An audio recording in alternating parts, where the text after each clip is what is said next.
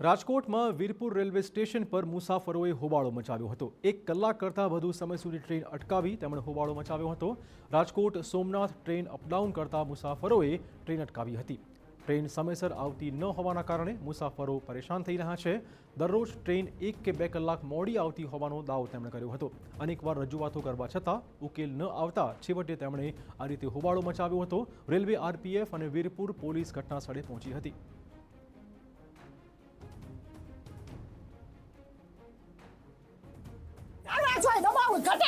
Public क्या जाए ये काम धंधा बड़ा हमारा 5 गाम में निकल रहा था 12 वागे घरे पुगाड़ा छे એટલે ગુસ્સા મોતું 3 મહિના થી રજૂ કરે 3 મહિના થી અરજી થતી છે તો કોઈ અરજી हम बात નથી રેલવે વાળા કોઈ નહીં 3 મહિનાથી અમને ક્રોસિંગમાં હેરાન કરે છે।